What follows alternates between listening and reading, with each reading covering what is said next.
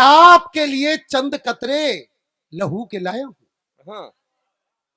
आपके लिए चंद कतरे लहू के लाया हूं, खुद मुरझा गया हूं पर फूल खुशबू के लाया हूं, और आप लोगों को तालियां बजानी ही होंगी। मैं घर से अपनी पत्नी के पांव छू के आया। बहुत अच्छा सुन रहे हैं साहब आप। बहुत अच्छे। भैया ने अभी बताया इटावा में, मेरे को बड़ी खुशी हुई साहब। इटावा के बाद आज मैं अंबाला में एक चीज देख रहा हूँ, दोनों जगह मातृशक्तियों की संख्या मतलब बहुत ज्यादा है। मतलब इस बात से साबित होता है ये सुनती है किसी की। देखिए मैं बात करना चाहता हूं, हम तो भाई साहब कई बार मंचों पे पढ़ रहे होते हैं, हर मंच का वो हर परपंच किया मैंने अशोक जी, हर वो परपंच, पर एक महिला हंस के ही ना दे। मैं बहुत परेशान हो गया, मैंने बहुत कोशिश करी, मंच का हर वो परपंच, हर वो चुटकुला, हर वो बात कहने की कोशिश करी, वो हंसी नहीं। तो मैं सामने जाके पैर छू के बोला, माता जी क्या गलती हो गई, आप हंस क्यों नहीं रही? बोली तेरी शक्ल मेरी सास से मिले। महिलाएं शक्तियां बैठी हुई हैं, जो पीछे महिलाएं बैठी हुई हैं मातृ शक्तियां, कुछ मातृ शक्तियां ताली नहीं बजा रही हैं। हो सकता है कुछ टेक्निकल फॉल्ट हो, मैं ठीक करने की कोशिश करता हूं। जितनी भी मातृ शक्तियां यहां पे बैठी हुई हैं, सब अपना हाथ यूं करें करें और इसमें अपने पति की शक्ल याद करें। देखो आपका ये वाला हाथ यूं करके बजने लग जाएगा, पर आप भारतीय नारी आप नहीं बजाएंगे। अब मैं एक तरीका पुरुषों को बताता हूं ना भाई साहब ना, सिर्फ आज का खाना ही है यहाँ पे, बाकी दिन का यही बनाने वाले। आप लोग तो अपना हाथ यूं करो और शक्ल उसकी याद करो जिस बिचौलिए ने ब्याह करवाया था। बहुत अच्छे। एक बार ताली बजा के मुझे आदेशित कीजिए, मैं आगे की भूमिका पढ़ता हूँ। भाई बहुत अच्छे, बहुत अच्छे, बहुत अच्छे। अब बहुत अच्छा सुन रहे हैं साहब। ये देखिए एक कवि सम्मेलन के लिए सबसे ज्यादा जरूरी है एक कवि और उसके वो श्रोता। मैं इस ब्रह्मांड का सबसे बड़ा कवि होने के नाते एक अपनी कविता सुनूंगा, आप इस सृष्टि के सबसे अच्छे श्रोता होने के नाते तालियां बजाएंगे। मैं बताऊं आप बड़े संस्कारवान लोग हैं सब। एक दादा बैठा हुआ था धूप में, इतने में उसका पोता आया, कह रहा दादा एक बार टैं बोल दे। दादा की समझ में नहीं आया, बोले ले भाई टैं, कह रहा हो गई तेरी बल्ले बल्ले हो जाएगी बल्ले बल्ले। दादा की समझ में नहीं आया, इतने में दूसरा पोता आया, कह रहा दादा एक बार टैं बोल दे। दादा ने बोल दिया ले भाई टैं, कह रहा हो गई तेरी बल्ले बल्ले। अब दादा ने हाथ पकड़ लिया, कह रहा चक्कर क्या है, ये टैं क्यों बुलवा रहा और बल्ले बल्ले का गाना क्यों गा रहा है? बोला अंदर मम्मी पापा से कह रही थी एक बार ये बुढ़ा बट्टा है बोल जाए। परिस्थितियां साहब हमारे घर से उठती हैं। मैं बतला देना चाहता हूं आपको, देखिए क्या होता है साहब, एक बहुत सीधा साधा लड़का, मैं बतला रहा था आज भैया आए हुए, मैं सबसे पहले बतला देना चाहता हूं इस देश के सबसे बड़े संयोजक, मैं उनको नमन करता हूं, और अब जो मेरी आने वाली पीढ़ी है वो जिनको नमन करेगी मैं उनको भी नमन तो ये मैं बतला देना चाहता हूं साहब।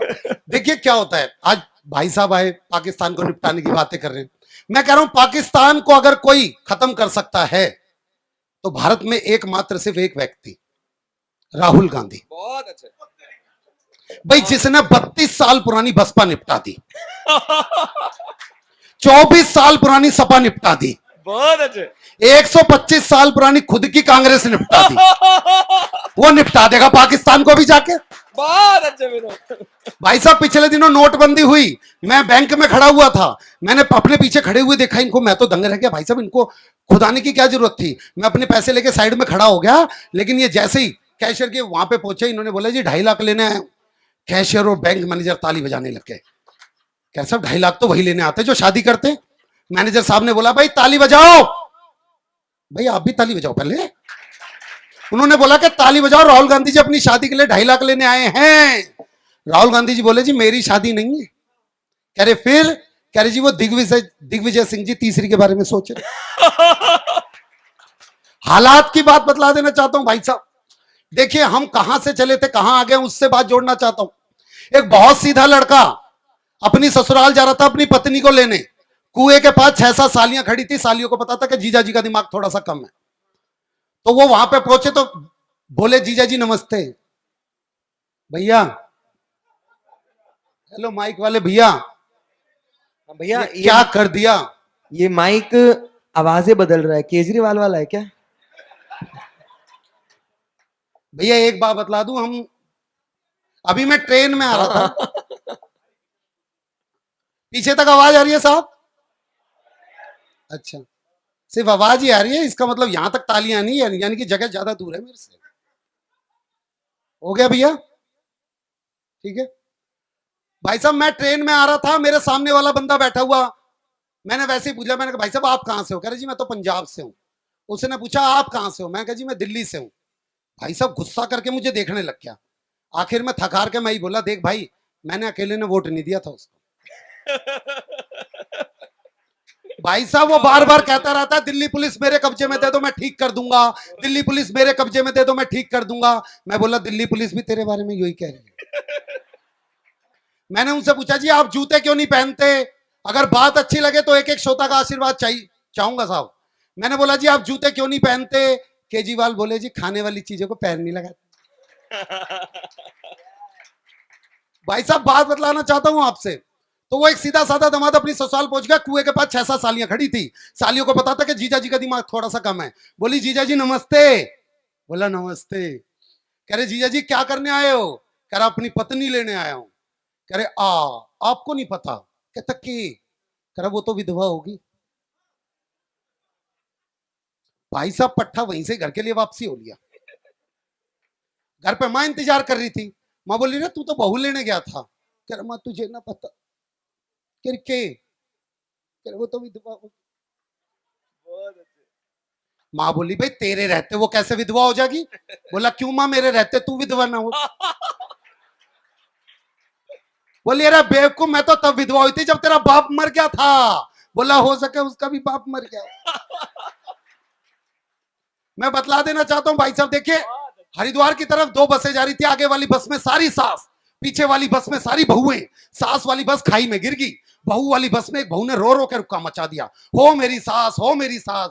सारी बहुएं बोली ओहो तू तो बहुत प्यार करती थी। कह रही ना मेरी वाली तो आई ना।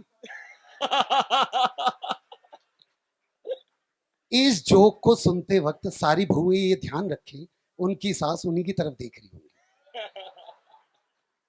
मैं बतला दूं भाई साहब, एक दामाद पहुंच गया रात को अपनी ससुराल में। सास को ये टेंशन होगी कि दामाद को खिलाऊं क्या, दिन की बासी दाल पड़ी हुई है। वो अपने पति के पास जाके बोली कि जी सुनो वो दामाद जी आए हैं, पहली बार उनको बासी दाल कैसे खिला दूं।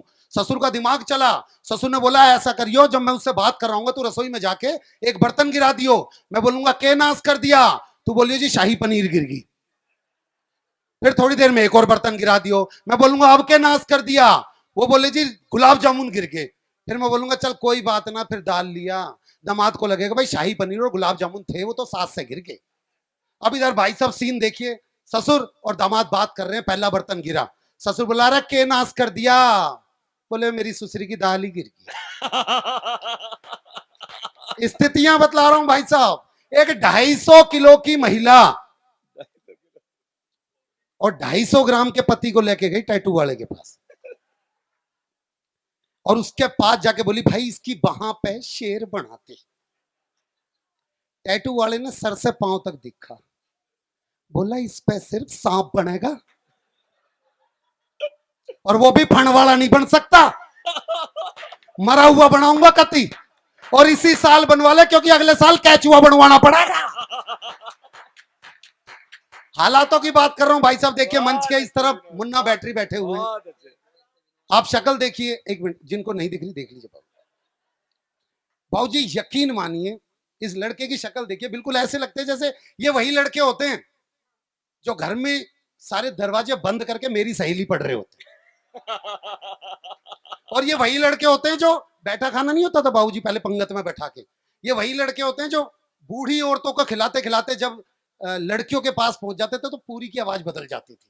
जब बूढ़ियों को खिला पूड़ी पूड़ी पूड़ी पूड़ी ले लो पूड़ी पूड़ी, और लड़कियों के बीच में पूड़ी पूड़ी पूड़ी पूड़ी पूड़ी पूड़ी पूड़ी पूड़ी पूड़ी पूड़ी पूड़ी पूड़ी, ये वही लड़के होते हैं भाई साहब।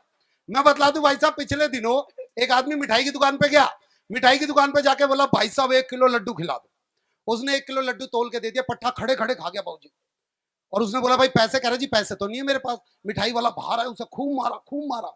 जब बिल्कुल थक गया तो अपनी दुकान पे आके बैठ गया। अगला भी बेशरम था, कपड़े झाड़ के बोला इसी भाव में 1 किलो बर्फी और देगी। मैं सच बतला रहा हूँ भाई साहब, एक आदमी जा रहा था रास्ते में, वो जाते जाते भाई साहब नाले में गिर गया, बोला भगवान बाहर निकालते 50 किलो लड्डू चढ़ाऊंगा। भगवान ने बाहर निकाल दिया, बाहर निकलते बोला कौन से लड्डू, भगवान ने फिर डाल दिया। बोला पूछ ही तो रहा था बेसन के या बूंदी के। पंजाब के बढ़िया बढ़िया बाबूजी बैठे पड़े हैं बीच में, मैं नमन करता हूं भाई साहब आपको। पंजाब का आदमी यूपी में फंस जा, बहुत बुरा फंस जा। वो एक पंजाब के सरदार जी यूपी के कुएं में गिर गए और बोल रहे बचाओ बचाओ बचाओ। यूपी का एक आदमी, कौन है भैया, कह रहे भाई 80। हाँ, कह रहे एक होता तो बचा भी लेता।